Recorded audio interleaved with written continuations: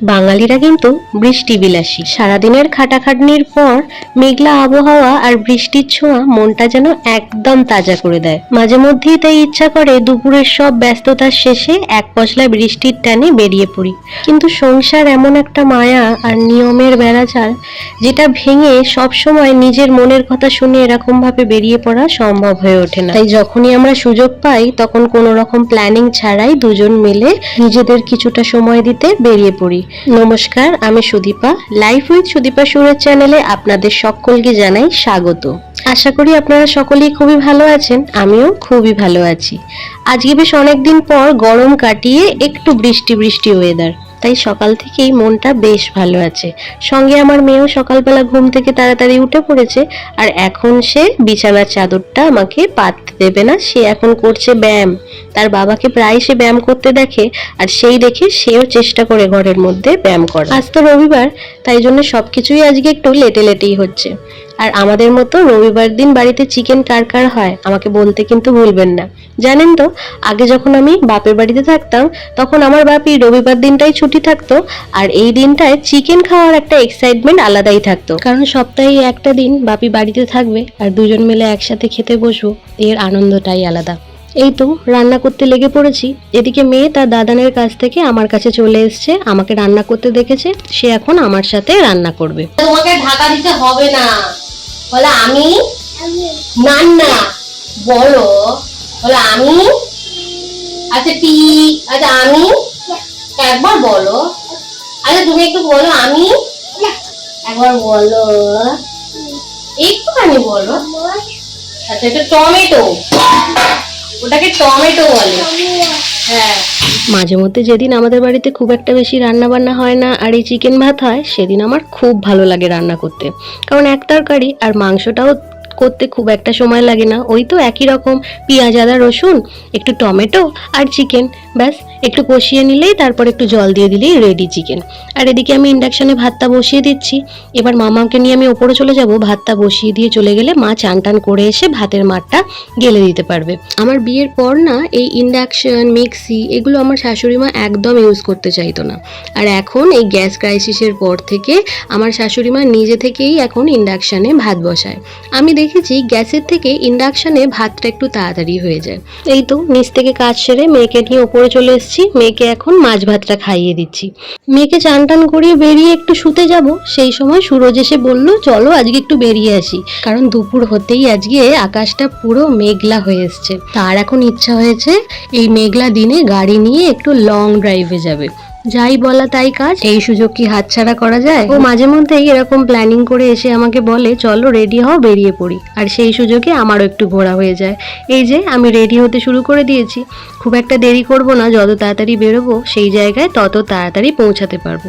এই যে মেয়ে আমার তার সঙ্গে ভোগ নিয়ে যাবেই। আমার গাড়িতে তার যে কত খেলনা আছে, তারপরেও সে বেছে বেছে একটা খেলনা তার হাতে করে নিয়ে যাবে।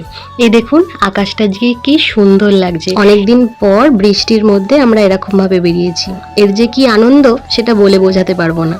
রাইডটা কিন্তু পুরো সাডেন, আমরা এরকম মাঝে মধ্যে সাডেনলি বেরিয়ে যাই, কিন্তু আজকেরটা একটু বেশি হটকারিতা। হঠাৎ করে তখন মামা খাওয়ানোর পরই ও বললো যে চ ঘুরে আসি কোথাও।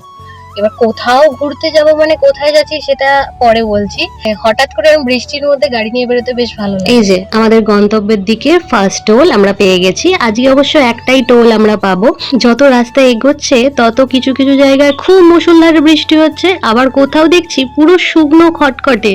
এই যে রাস্তার এইখানটাতে আমরা বলছিলাম, রাস্তার ধারে এই যে ব্যারিকেডটা করা আছে, যেন মনে হচ্ছে চীনের প্রাচীর দিয়ে যাচ্ছি।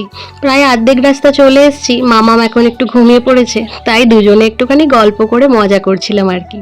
যত রাস্তা এগোচ্ছে তত জঙ্গল ঘন হচ্ছে, এরকম রাস্তা দিয়ে যেতে যে আমার কি ভালো লাগে। দেখাবো সবাইকে, জঙ্গলটা দেখাবো, দেখাবো। জায়গাটা খুব সুন্দর মনোরম। এতক্ষণ ওয়েদারটা এখানে রোদ্দুর রোদ্দুর ছিল, হঠাৎ করে আবার এখানকার ওয়েদারটা দেখছি মেঘলা মেঘলা করছে, বেশ ভালো লাগছে। সারা রাস্তায় কিছু কিছু জায়গায় আমরা বৃষ্টি পেয়েছি মুষলধারে, আবার কিছু কিছু জায়গায় একদম খটখটে ছিল। এবার বলুন তো কারা কারা এই জায়গাটা চিনতে পারছেন? আশা করি যারা এখানে থাকেন তারা ঠিকই চিনতে পারবেন। আমরা এবার আস্তে আস্তে নিজেদের গন্তব্যে পৌঁছে গেছি।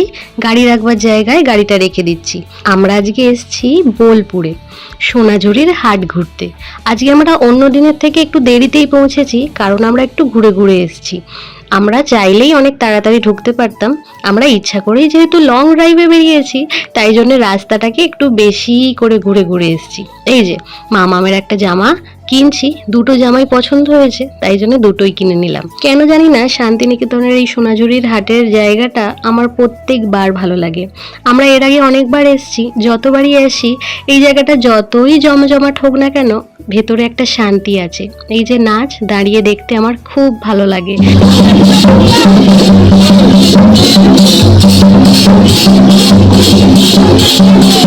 ওই যে দূরে একদল বাউল বসে নিজেদের ইনস্ট্রুমেন্ট বাজাচ্ছেন আর গান করছেন। এ যেন এক আলাদাই আনন্দ। আমি ভীষণ এনজয় করি এখানে এলে। আর এখানে বাবা আর মেয়ে ফলের দোকান দেখতে পেয়ে তারা চলে গেছেন ফল খেতে। দুপুরবেলা সেরকম কিছু খেয়ে আসা হয়নি, তাই জন্য সুরজ বাইরে বেরোলে ফলের দোকান থেকে ফল খেতেই বেশি প্রেফার করে। চলুন এবার বাড়ি ফেরার পালা। কেনাকাটা কমপ্লিট, বাড়ি গিয়ে দেখাবো কি কিনেছি। এখান থেকে আবার 3 ঘন্টা লাগবে বাড়ি ফিরতে। এই দেখুন রাস্তায় কি বিপদ, একটা গাড়ি তাড়াহুড়ো করতে গিয়ে অ্যাক্সিডেন্ট করে বসেছে। ওই লাল গাড়িটা আমাদের সামনেই ছিল, লরিটাকে ওভারটেক করতে গিয়ে সামলাতে না পেরে লরির সামনে এসে পড়েছে। আর এদিকে সুরজ আমাদের গাড়িটাকে রাস্তার ধারে দাঁড় করিয়ে দিয়ে দেখতে চলে গেছে। এখন ঘড়িতে বাজে প্রায় 9টা মতো।